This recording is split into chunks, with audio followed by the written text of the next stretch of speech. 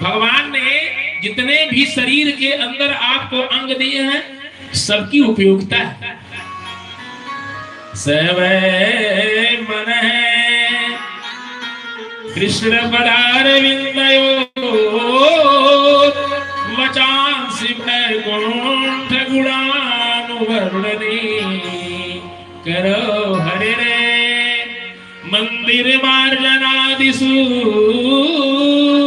अश्रुतिं चकाराच्युत सत कथोदय।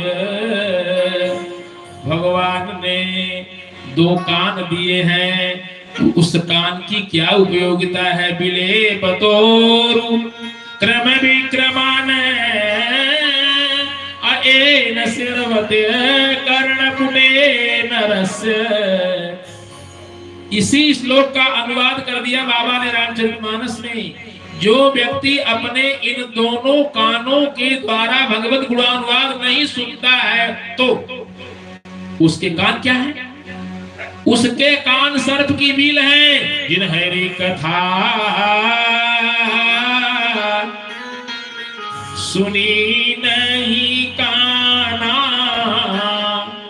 अश्रवण बंध अहि भवन समाना। जिन हरि कथा सुनी नहीं काना श्रवण बंध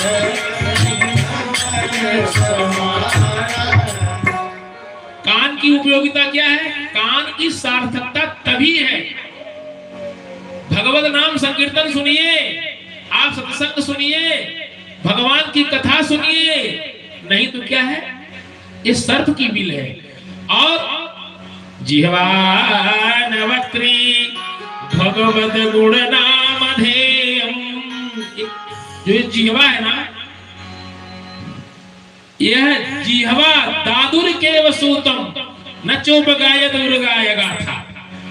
जिस जिह्वा के द्वारा भगवत नाम संकीर्तन नहीं किया जाता वो जीव क्या सुन लीजिए कथा।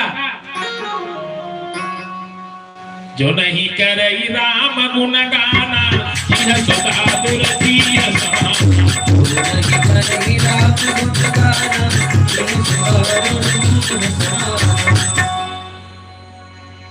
जिस जिह्वा के द्वारा भगवत नाम संकीर्तन नहीं किया जाता है, गुणानुवाद गाया नहीं जाता है, वह जिह्वा मेढक की जीभ है। क्या आप चाहेंगे? आप सोच लीजिए कितना अफसोस है। बड़े भाग्य मानुष तन पावा, बड़े भाग्य मानुष तन पावा। सुर दुर्लभ सुर दुर्लभ सदगनी गावा, सुर दुर्लभ सदगनी गावा। आप जो सोच लीजिए कि भगवान की अहेतुक कृपा है।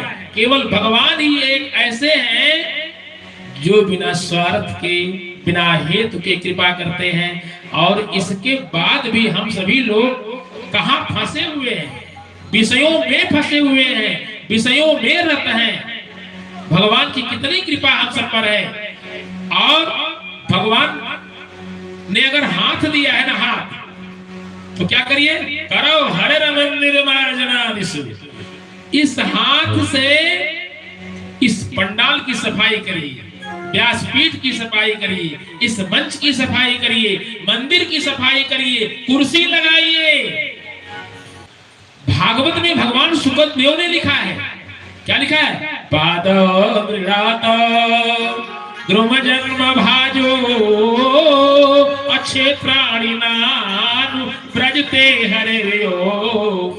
जो घर पे बैठे हैं, कथा सुन रहे हैं, लेकिन पंडाल तक नहीं आ रहे हैं, उनके पांव के विषय में लिखा।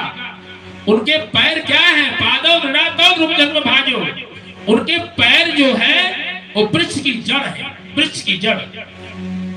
वो चल फिर नहीं सकते, वो चल फिर नहीं सकते, क्योंकि वृक्ष चलते नहीं, घर पे बैठे हैं।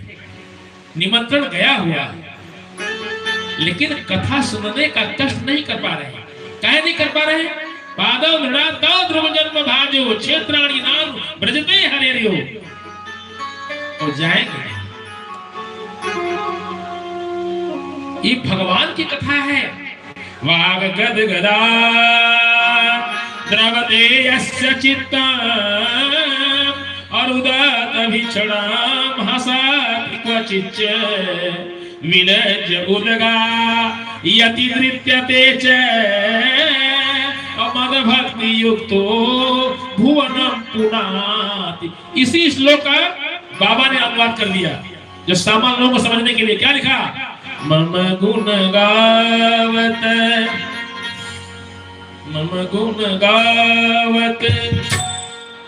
पुलक शरीरा अगद गद गिरा नयन बहनीरा।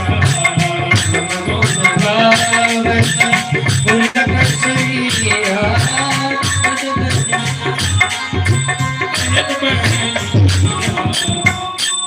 वाग गदगदा। भगवान की कथा सुनते समय ना वाणी अवरुद्ध हो जाए। वाग गदगदा द्रवते यस्य चित्तम्, शरीर पुलकित हो जाए। और उदत भीषणम्, क्षण में रोने लगे, जो क्षण में हंसने लगे, और क्षण में नृत्य करने लगे, जो क्षण में गाने लगे। तो आप समझ जाओ कि भगवान की भक्ति महारानी उसके शरीर में अब प्रवेश कर गई। भक्ति महारानी उसके शरीर में प्रवेश कर गई, वो अपने में अब नहीं है। रुदत भीषणम् हसति क्वचिच्च विलज्ज, लज्जाविहीन हो गया, जो सर्प उसका चला गया। विलज्ज उद्गायत, जोर जोर से गायन कर रहा है। और नृत्यति च, इसके बाद गान कर रहा है और हंस रहा है। ये भगवान की उसके ऊपर अहेतुक कृपा है। ऐसी कथा भगवान की कथा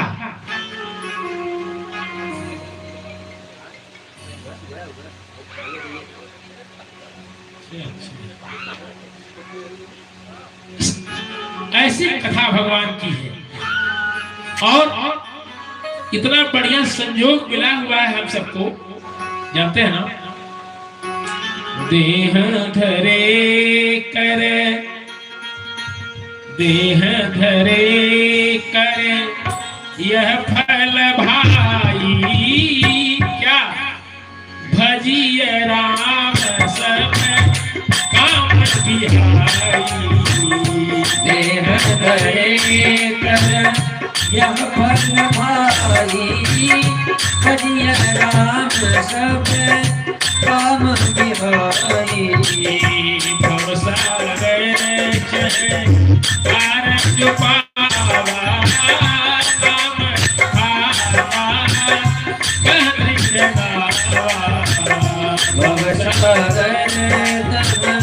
पार जो पावा राम कथा।